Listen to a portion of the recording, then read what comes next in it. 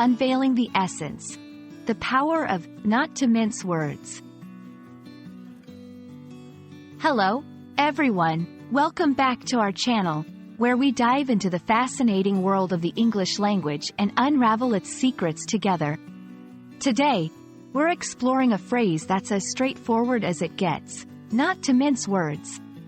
Stick around to discover what it means, when to use it, and how it can add a punch to your English communication. Let's get straight to the point, without mincing words.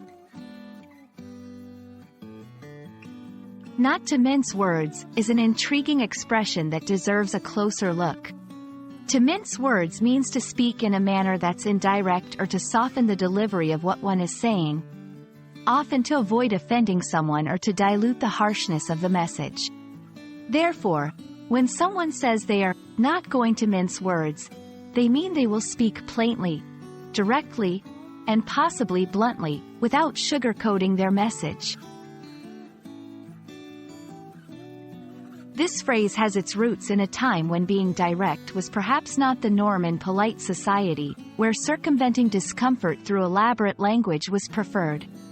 Today, it's used in situations where clarity is paramount, and the speaker wants to emphasize the seriousness or importance of what they are about to say.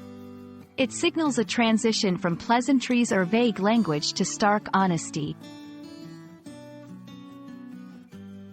To grasp its usage fully, let's look at some examples. In a meeting, a manager might say, "I'm not going to mince words. The performance this quarter was disappointing."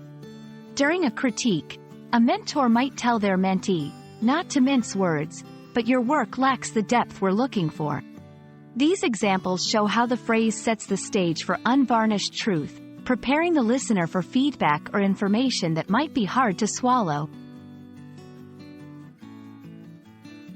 Understanding and using the phrase, not to mince words, can be incredibly powerful in communication. It demonstrates confidence and honesty, qualities that are highly valued in many cultures around the world. However, it's essential to use it judiciously. Being direct is effective, but sensitivity and tact are equally important to maintain respect and constructive dialogue. And there you have it.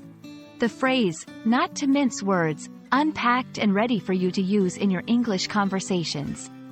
It's a testament to the power of words and how we choose to deliver them.